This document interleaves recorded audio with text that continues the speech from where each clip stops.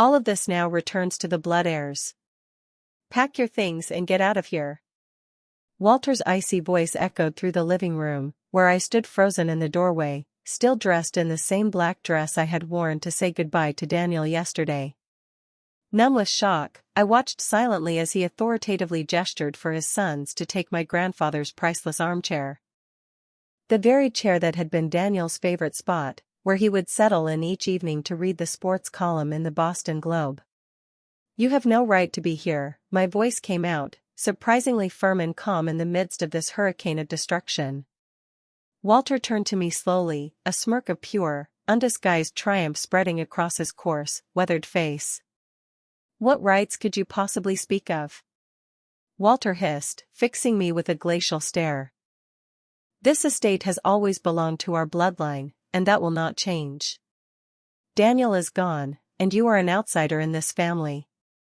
That is the simple truth of it. My name is Olivia Henderson, and at 35, until this morning, I believed my life was a fortress.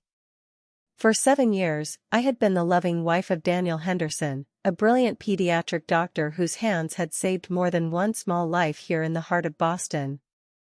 We were building our future in this old Victorian mansion, which he had inherited from his grandfather, and I never for a second doubted that this was where we would grow old together. But now, as his brothers, Ethan and Jacob, coldly carried out the evidence of our life together, I understood what an illusion my happiness had been. Not even 24 hours had passed since the earth had received my husband, and inside, the men of the Henderson clan were disposing of everything as if I had never existed. And at the head of it all was Walter. He orchestrated the destruction of my world with an air that suggested my status in this family was nothing more than a temporary misunderstanding, one whose term had expired with my husband's last breath. "Daniel would never have approved of this," I said, my voice barely a whisper, feeling my fingers tremble. I watched helplessly as our wedding photos were carelessly tossed onto the porch steps like something unwanted. "Daniel is no longer with us," Walter cut in coldly. "And his kind heart always made excuses for you. We tried to warn him from day one that your intentions were not pure, but he chose to ignore the obvious. Now, that game is over." Every word he spoke was a dull ache in my heart. 7 years of strained family dinners instantly flooded my memory, where my presence was a mere formality, devoid of any warmth. 7 years of awkward silence that would hang in the air the moment I crossed the threshold. All those years, I had felt like a stranger at my own husband's family gatherings. And I put up with all of it, only for Daniel. He asked me to be patient, genuinely believing that one day his family would change their minds and accept me. Ethan appeared at his father's side, his breath heavy from moving furniture. "Father, we've moved most of her personal things. What about the kitchen? Take anything of value, you can toss the rest," Walter commanded without even glancing at me. "She has until sunset to collect whatever junk we don't need." I stood there and watched in silence as they dismantled the world Daniel and I had built, piece by piece, an icy numbness gripping my chest. They had always looked down on me, completely oblivious to my inner strength. But what they certainly didn't know was that Daniel, unlike me, understood perfectly well what his family was capable of. My relationship with the Hendersons had been strained, to say the least, from the very beginning. 7 years ago, when Daniel first brought me to their enormous Boston home to meet his parents, the reception I received was cool at best. I had grown up in an ordinary, middle-class family, paid for my own education, and had worked hard for everything I had in life. In the eyes of Walter and his wife, Eleanor, I was a completely unsuitable match for their son, a brilliant pediatrician and the heir to a fortune their family had been accumulating for 3 generations. "She's so down to earth," Eleanor had remarked during that first dinner together. Her words made it sound like an unfortunate flaw. I was helping clear the table at the time, while Daniel discussed plans with his father for a new wing at the children's hospital. "I suppose that's necessary for your profession." These veiled barbs became the constant backdrop to our relationship, and then our marriage. They never missed an opportunity to casually mention the daughters of their wealthy friends, girls from the right families, graduates of prestigious private colleges. So when Daniel and I announced our engagement, Walter's first question wasn't about our future happiness, but about a prenuptial agreement. "You understand, Olivia, that all of our family's assets are passed down through inheritance," he began during a conversation he called a pre-wedding formality. "The house, the land, the medical practice. All of it must remain within our bloodline. Daniel is a young man with a big heart, but business is business." Daniel visibly deflated during this conversation, shifting uncomfortably in his chair next to me. "Dad, let's not talk about this right now." "On the contrary, this is precisely the time," Walter insisted. "Olivia seems like a sensible girl. I'm sure she understands the importance of protecting the family legacy." I just nodded politely, not wanting to cause any more trouble for Daniel, but I was seething inside. The way Walter spoke about me, as if I were a calculating gold digger encroaching on their family heirlooms, disgusted me. They just couldn't grasp the most important thing: I never wanted their money or their property. I fell in love with Daniel for his boundless kindness, for his calling to heal children, and for his bright, beautiful soul. Daniel saw it all. He wasn't blind, he just believed in the best in people until the very end. He noticed how lively conversations would die down the moment I joined the family circle, giving way to strained, polite chatter about trivial things. He read between the lines of the exquisite invitations to holidays, where his mother, Eleanor, would always add a postscript in her perfect handwriting: "Olivia, dear, we understand how busy you are at the clinic, so please don't worry if you can't make it." It was their form of polite exclusion. At the massive, polished wood dining table, he watched helplessly as Eleanor time and again arranged the place cards so that my seat was always at the farthest end. We could only exchange quick, apologetic glances over the gleaming silverware and crystal, as if we were in different rooms. And, most importantly, he heard everything. He caught the unpleasant remarks they exchanged in hushed tones, naively believing he wouldn't overhear. One Sunday, tired of the oppressive atmosphere in the living room, I went to the kitchen for a glass of water. The walls of the old house carried sound well, and I clearly heard Eleanor's calm, cold voice: "Son, you deserve better." "What are you talking about, Mama?" There was a steely edge to Daniel's voice. "This girl certainly has her merits, but she is not from our world. You must understand that." That day, for the first time, Daniel openly stood up for me. "Mama, Olivia is my world. She is the most caring and compassionate person I have ever met. She makes me happy, and that should be enough. Happiness is wonderful, dear, but it can be fleeting.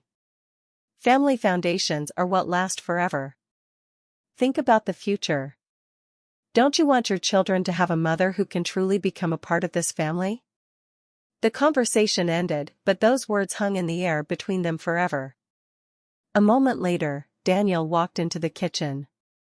He silently wrapped his arms around me, holding me so tightly it felt as if he were trying to shield me from the entire world, and especially from his own family. And then, looking into his eyes, I saw something in them irrevocably extinguish. It wasn't anger or resentment. It was the bitter realization that the bridge between the two worlds he loved, his family and me, would never be built. The breaking point, the one that shattered my last naive illusions, came 3 months before Daniel left this world. We were at his cousin's wedding, another grand and impeccably organized Henderson clan affair. As usual, I was playing my familiar role, a polite smile, restrained manners, a silent shadow beside my brilliant husband. During the reception, I excused myself for a few minutes to fix my hair. As I was returning to our table through a quiet hallway leading to the main hall, I saw them. Walter, Eleanor, their sons, and a couple of other close relatives were standing in a tight circle in a secluded alcove, hidden from most eyes. Confident in their privacy, they were having a quiet but intense conversation. And the topic of that conversation was my future. "Father, I just want to be sure," it was Jacob, Daniel's younger brother, when the time comes, all the assets will return to the family, right? I mean, she won't be able to claim anything really serious? Don't be ridiculous, Walter cut in. His voice was low, but every word, like a sharp stone, was hurled straight at me. Spouses have certain rights, but the family estate is sacred. It always returns to the blood heirs. It's been that way for generations before us. Olivia will, of course, get the personal items Daniel leaves her, but the house itself, the land, his share in the Boston clinic, all of it will go back where it belongs. To the family. Thank God, Ethan breathed, with obvious relief. I was worried there might be some legal complications with her. The only complication, Eleanor interjected, and her voice was pure venom, will be making sure she leaves without a scandal when her time is up. You know what those people are capable of when it comes to money. Daniel's cousin, Arthur, chuckled cynically. Maybe she'll just find a new husband quickly and disappear from our radar on her own. The problem will solve itself. The casual ease with which they were arranging my future, as if Daniel's passing was merely an inconvenient formality in their financial plans, made my blood run cold. But what truly crushed me was their unwavering, cold certainty that I had no right to the life that Daniel and I had built together. I slipped out of the hallway quietly and made my way, almost by touch, to the ladies' room. There, in the cold silence of the marble interior, I stared at my reflection in the mirror, waiting for my hands to stop shaking and my racing heart to calm. When I finally found the strength to return to the brightly lit hall, I saw Daniel. He was standing away from the noisy crowd, engrossed in a conversation with his elderly Uncle Henry, a well-known retired doctor in Boston. His face lit up as soon as he saw me, and he immediately pulled me to his side, drawing me into their conversation. Uncle Henry was just sharing his thoughts on that difficult fever case with the little one from the West End. Daniel said, his eyes burning with genuine professional passion. Olivia, darling, remember we spent all night going through textbooks trying to rule out a rare autoimmune disease? Listening to the passion with which they discussed the minute details of a complex diagnosis, I suddenly understood everything. I understood just how blind and deaf his family was. They saw him only as a successful pediatrician, the heir to their fortune, the brilliant continuation of the Henderson dynasty. They completely failed to see the man who could spend several sleepless nights at a sick child's bedside. The man who secretly paid for expensive medications for children from low-income families. The man who, without hesitation, chose love over their narrow-minded idea of proper social status. The night was cool and clear as we drove through the brightly lit streets of Boston. The city lights sped past, but inside the car, there was silence. It wasn't a peaceful silence, but a heavy, oppressive calm before a storm. I knew I couldn't carry this weight in my soul any longer. Daniel, I began, my voice barely audible over the hum of the tires, I accidentally overheard your family talking tonight. They were talking about the inheritance.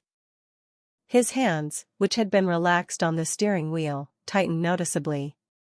He didn't turn his head, but I felt the entire atmosphere in the car shift instantly.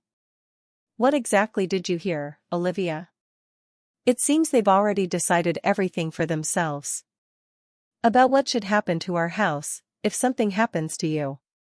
He was silent for a few long moments, the only sound the steady hum of the engine. Then he found my hand on the seat and squeezed it tightly. His palm was warm and strong. Olivia, I need to tell you something. I've been putting off a very important conversation for too long, but now I realize we need to discuss our future. For real. That was the conversation that changed absolutely everything. When we got home, we went straight to our kitchen, the one place in that enormous house that truly belonged only to us. Daniel got out a bottle of wine but poured a glass only for himself, taking a deep, weary breath. I've known for years how they feel about you, he began, his voice a mixture of bitterness and disappointment. I kept waiting, naively hoping they would come to their senses. That one day they might see you through my eyes. But tonight, I understood, that day will never come. Daniel, you don't have to, I tried to stop him. No, I do, he interrupted gently but firmly. Olivia, my family has been planning your removal from this house since the day we got married. In their minds, you are a temporary fixture, someone who is supposed to disappear as soon as it becomes convenient for them. He stood up and walked to the window, gazing out at the silhouette of our garden, which we had planted together last spring. They live captive to some medieval notion that all assets automatically pass to blood relatives after I'm gone. It never even occurred to them to look into how inheritance laws actually work in the 21st century. And they certainly never asked about my final wishes. My heart began to beat faster. You have a will? Daniel turned around, and in his eyes, I saw something I had never seen before. Beneath all his kindness and gentleness was an unbending resolve. At that moment, I realized for the first time that he was, after all, a Henderson too. Only he had chosen to direct his steely will not toward accumulating wealth, but toward protecting what he truly loved. The will was drafted the very week we became husband and wife. But 3 months ago, after that night at the wedding, I realized it wasn't enough. That more serious measures were needed. He walked silently into his study at the end of the hall and returned with a heavy leather folder, stuffed with official papers. I went to see James Donovan, one of the best lawyers in Boston. You probably remember his name, he handled that high-profile inheritance case for the Williams family last year. I nodded slowly. Donovan's name was well known, he was considered a real shark in the world of estate law, a man who had helped our neighbors defend their rights in an incredibly complicated family dispute. James helped me see the obvious, Daniel continued, his voice unwavering. All of my family's beliefs about inheritance are not just a mistake, they're a legal fiction. Right after we got married, I changed the title on all our property. We became joint owners with full right of survivorship. Simply put, it means that if I go first, all of this automatically and legally becomes yours. No strings attached. The weight of his words slowly but inevitably crashed down on me. But Daniel, I whispered, your family, they have no idea. And that's not all. He opened the folder and laid several sheets with official seals on our kitchen table. I'd drafted a new, absolutely ironclad will. According to it, everything goes to you. This house, my share in the pediatric clinic, all accounts and investments, down to the last cent. But more importantly, he paused to give his words more weight. I included a special section where I explain in clear and detailed terms the reasons for every one of my decisions. Then he pulled a separate envelope from the folder and handed it to me. Inside was a sheet of paper covered in his familiar, confident handwriting. As my eyes scanned the first few lines, the world around me blurred, and I felt hot tears stream down my cheeks. To my family, the letter began. If you are reading this, it means I am no longer here to protect Olivia from your cold disdain. For 7 years, I have watched in silence as you built a wall of indifference around my wife, treating her like a stranger, unworthy of basic human warmth, let alone love. You have made it clear that you see her only as a temporary misunderstanding, a problem to be dealt with in time, rather than a family member to be cherished and protected. The letter was like a detailed, heartbreaking chronicle. On 2 full pages, Daniel listed specific instances of their behavior with legal precision, quoted their conversations about the inheritance, and described the casualness with which they managed my future. He had missed nothing. James Donovan was personally present at the signing, and all documents have been notarized, Daniel explained quietly. I also made sure that several copies are stored in his safe. If anything happens to me, he has clear instructions to contact you immediately. I looked up from the letter, the room swimming before my eyes. I was shaken not only by the foresight of his plan but by the depth of the pain he had carried for so long. Daniel, this is unbelievable. But why didn't you tell me sooner? An infinite sadness crossed his face. Because I held on to the hope that this day would never come. I kept believing I could get through to them. That one day they would see the light and realize how wrong they were. But when I heard them discussing your departure as if you were some outsider who had taken someone else's place, I knew. They will never change. So what do we do now?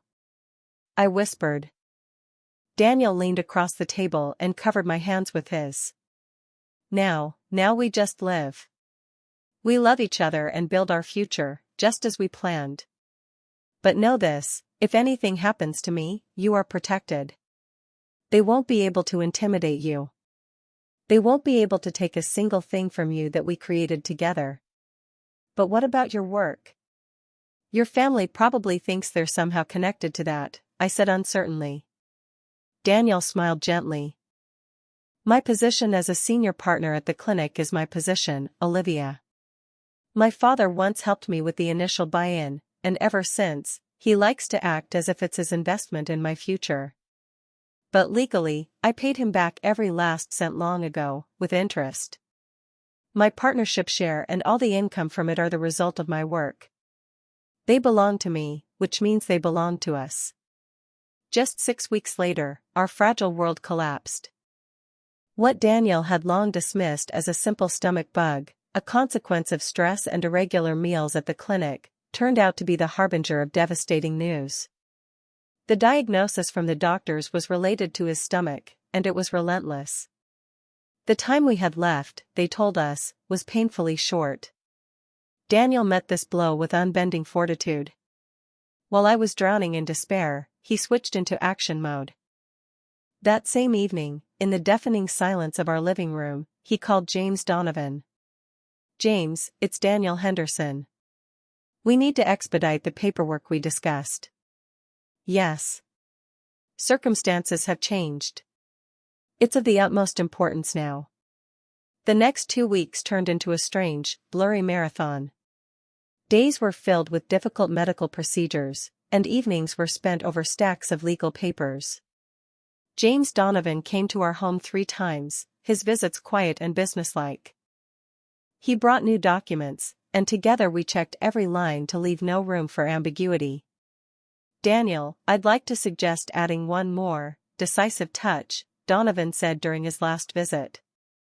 Given all the circumstances, I strongly recommend including a special provision. It states that anyone who tries to contest your last will and testament will automatically be disinherited from any inheritance whatsoever. Do it, Daniel replied without a shadow of a doubt, his voice weak but resolute. I want Olivia to be completely protected when I'm gone. As Daniel's strength faded, his family's behavior became more and more transparent. They would visit, but their conversations increasingly turned to the future of the house and the assets. I saw their eyes linger on the antique furniture, heard them discussing the value of the paintings in hushed tones. It was as if they were conducting a silent inventory in the presence of a still living man. Olivia, dear, Eleanor's voice, soft and saccharine, cut through the quiet of the room. I was sitting by Daniel's bedside, who had finally drifted into a restless sleep. Tell me, have you started thinking about your plans? About where you'll live, after everything? Her question hung in the air, cold and inappropriate. This is my home, Eleanor, I replied, my voice even. Daniel and I built our life here. I'm staying. She exchanged a quick, almost imperceptible glance with Walter, who immediately stepped forward, assuming the role of the head of the family.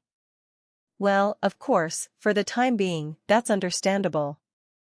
But objectively speaking, in the long run, you'll need to find something more manageable. This house is too big for one woman.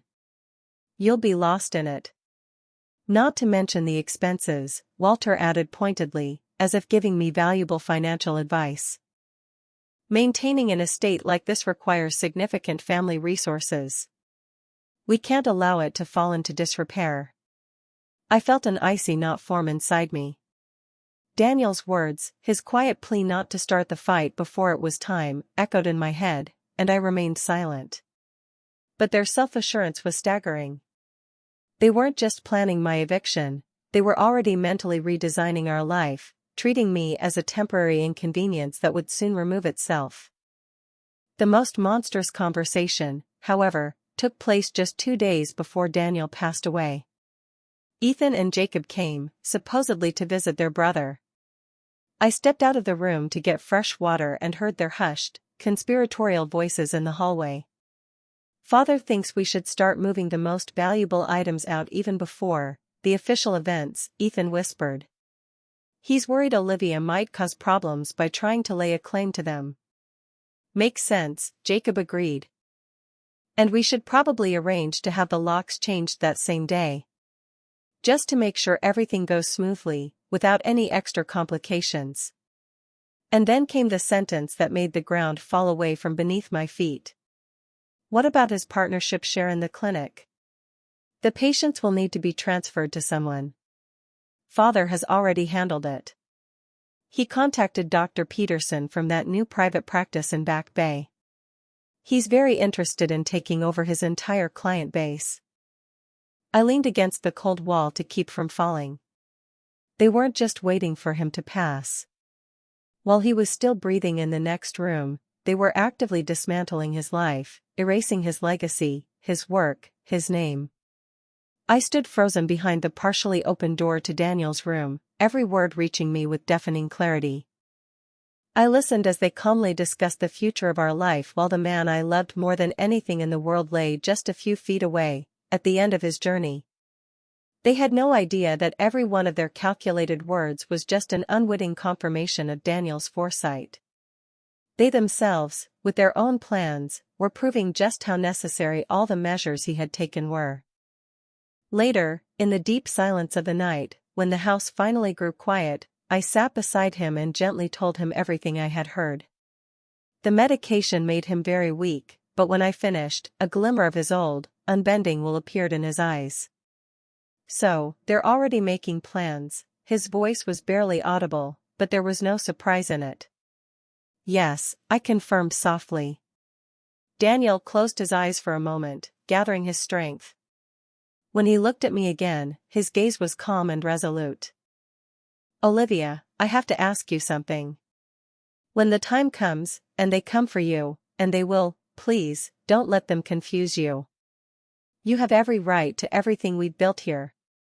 James Donovan has all the necessary documents, and he knows what to do." "I promise," I whispered, gently holding his hand in mine. "And one more thing," he added, his gaze firm.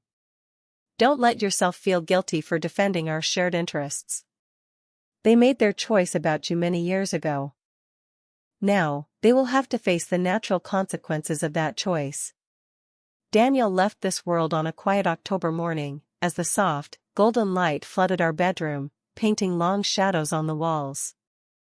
I was by his side, holding his hand, and at the very moment he took his last, quiet breath, I whispered to him of my endless love and gratitude for every day we had spent together. The farewell took place 2 days later at Boston's historic Trinity Church, the very same place where, just 7 years earlier, full of hope, we had exchanged our vows. The Henderson family completely took over the arrangements, turning the preparations into a cold, businesslike affair. I was politely but firmly sidelined as they planned a farewell they felt was befitting the heir of their family name. I watched their hustle in silence, without interfering. I knew that very soon, their icy self-assurance would collide with irrefutable reality. "Olivia, dear," Eleanor informed me on the morning of the ceremony, adjusting her pearl earrings, "your place will be in the second row. The family sits in the front."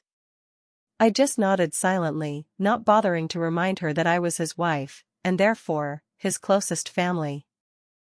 In that moment, without realizing it, they had given me the final, most compelling proof of their utter contempt for the role I played in Daniel's life. After the service, as silence settled over the autumn leaf-strewn cemetery, Walter approached me. The funeral wreaths had not yet begun to wilt, but he was already ready to get down to business.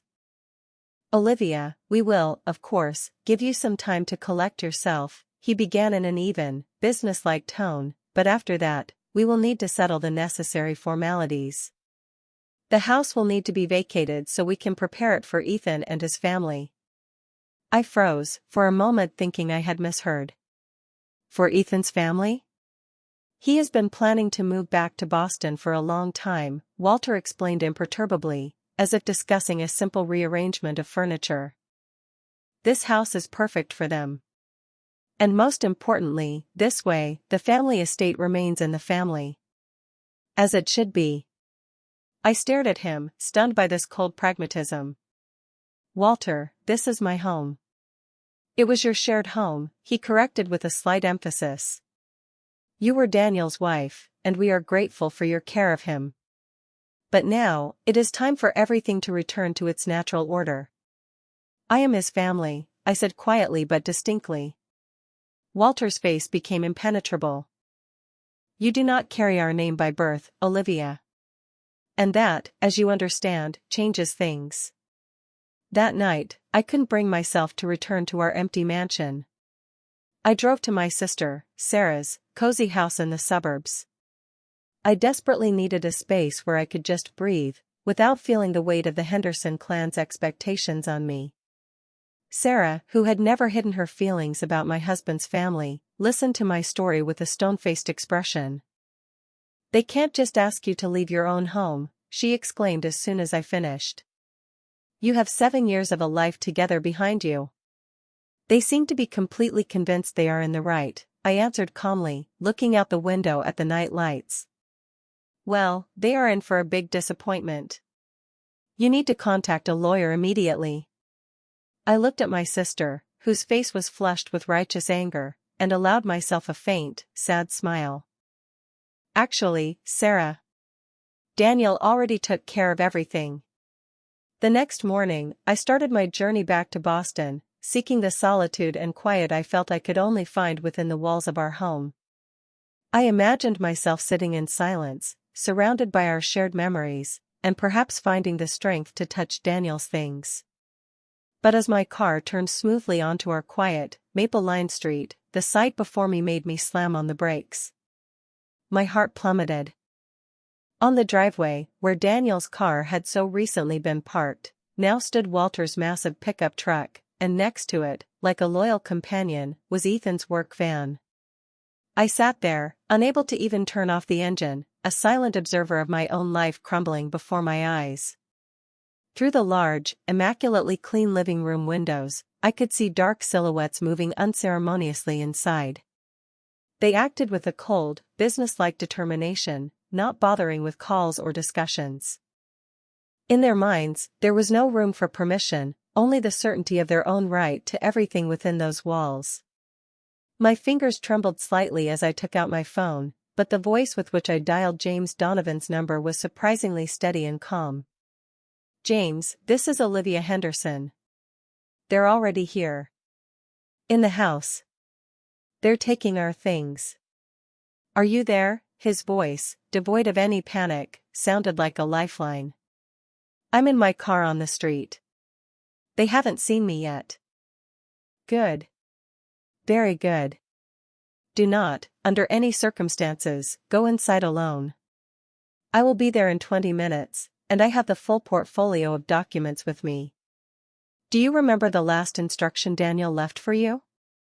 Let them walk themselves into a corner, I replied, my husband's bitter words echoing in my mind with new force. Exactly. The more they do now, the more confident their actions, the stronger your position will be. The clearer it will become to everyone why Daniel insisted on every single letter in these papers. While waiting for the lawyer, I watched the scene unfold. Walter, standing on the perfectly manicured lawn, directed his sons with authoritative gestures, as if they weren't dismantling a home full of memories, but clearing a construction site for a new project. And then my heart skipped a beat. From the front door, they carried out my grandmother's antique rocking chair, the one thing in this house that connected me to my own family, to my mother. It wasn't just a piece of furniture. It was a sanctuary. In that very moment, I realized this was no longer about property. It was about respect. About dignity. About the memory of Daniel, which they were trampling with their dirty boots. I knew that the time for tactful silence was irrevocably gone. I turned off the ignition, opened the door, and, squaring my shoulders, slowly walked toward them. I was ready for whatever awaited me behind that door. I stood frozen on the threshold, a silent witness to my life being methodically taken apart. Walter managed the process with cold, businesslike efficiency, as if this wasn't my home filled with memories, but just another business project to be completed on schedule. Ethan, carefully but without any reverence, was wrapping my grandmother's priceless porcelain in rough newspaper, while Jacob was shoving Daniel's deep leather armchair, his sanctuary, his place for reflection, into the back of the van. "Ah, there you are. We weren't expecting you so soon," Walter said, finally noticing me. There was not a hint of embarrassment or awkwardness in his voice at being caught in the act. "We thought you'd want to stay away for a few more days while we sorted out the formalities of this transition period." "Transition period?" I repeated, and that single phrase echoed in the deafening silence of the house, causing Ethan to freeze for a moment with a plate in his hands. "Yes. We're preparing the house for Ethan and his family. Don't worry," he added with a note of condescending generosity, "we'll take care of your personal belongings. We'll put everything in boxes. You can pick them up once you find a suitable place for yourself." I stared at him for a moment, marveling at his impenetrable, absolute self-assurance. "Walter," I said quietly but clearly, "you've missed one extremely important detail." His face tensed slightly. "What are you talking about?" Before he could answer, an elegant black sedan pulled silently into the driveway. I saw the color slowly drain from Walter's face. He recognized the man. All his businesslike confidence vanished instantly, replaced by confusion and poorly concealed anxiety. James Donovan stepped out of the car, dressed in an impeccable suit, a leather briefcase in his hand. "Mr. Henderson," James Donovan's voice was as smooth and cold as steel as he approached the porch. "My name is James Donovan. I represented Daniel Henderson. I believe we have something to discuss." I don't understand," Walter stammered, his gaze shifting from the lawyer to me. "What is there to talk about?" Donovan didn't answer right away. His eyes swept over the ransacked living room, lingered on the half-empty truck, and then focused back on Walter.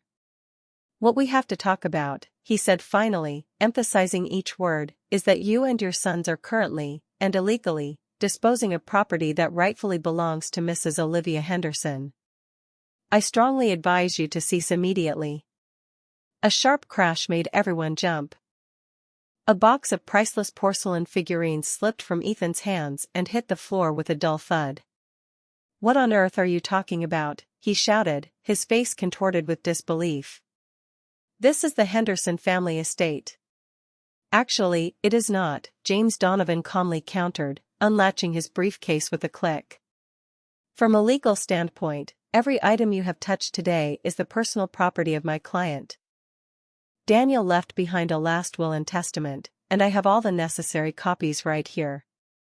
Jacob, who had frozen halfway to the truck, lowered the heavy armchair to the lawn. "A will? But the family assets have always—" "Family assets are subject to property law, not family assumptions," Donovan interrupted politely but firmly. And Daniel expressed his will with the utmost clarity. With those words, he walked into the kitchen and laid out several documents bound with blue ribbons on our large oak table. The Henderson men crowded around as if mesmerized, and I watched as confidence on their faces gave way first to confusion, and then to the blotchy red of pure, helpless rage. "This will," Donovan began methodically, as if giving a lecture, "signed 6 months ago and witnessed by 2 individuals, bequeaths all of the deceased's property to his wife, Olivia Henderson. All of it." He paused, his gaze heavy as he looked at each of them. "The house. His partnership share in the clinic.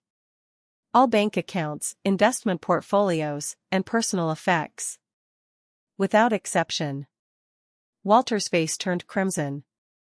"This is absurd. Impossible. Our family's legacy has been passed down the direct line for generations. He couldn't just give everything away to an outsider." "Mr. Henderson, your son was the sole and rightful owner of all this property, Donovan parried, his voice never rising.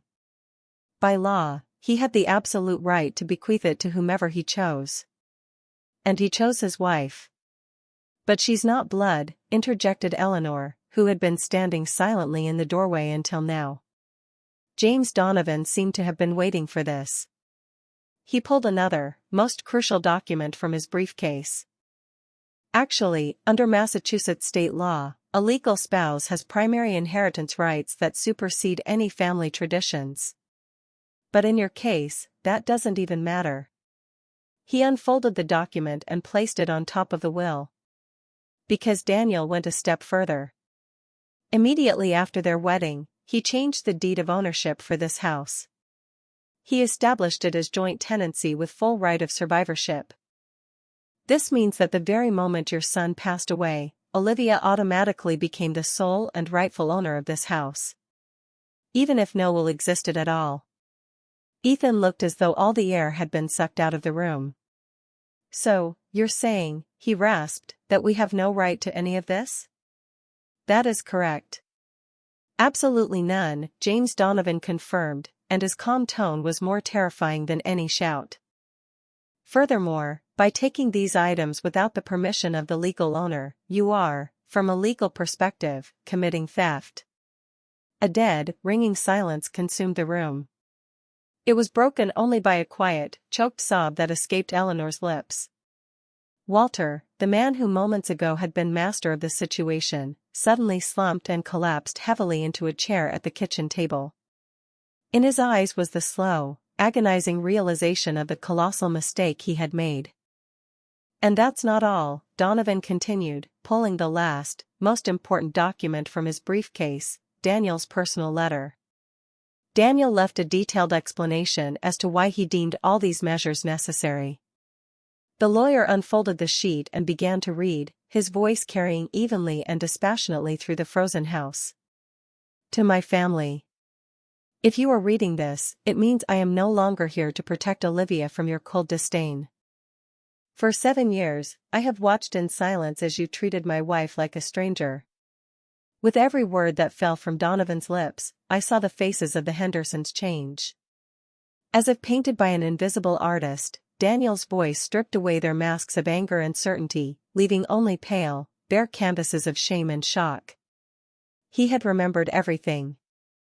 Every veiled insult, every condescending comment, every conversation they had behind my back, certain that I was just a temporary feature in their lives. It was all there, documented in his own hand. And in conclusion, Donovan said, setting the letter aside, Daniel insisted on including a special clause in the will. It's called an interim clause. Any attempt to contest this will in court, by any of you, will automatically result in the complete and unconditional forfeiture of any inheritance, of any kind. Walter looked up at the lawyer with a vacant, crushed expression. At that moment, he finally understood the full scale of what had happened. This wasn't just a legal maneuver. It was the final, meticulously planned act of protection and love from his own son.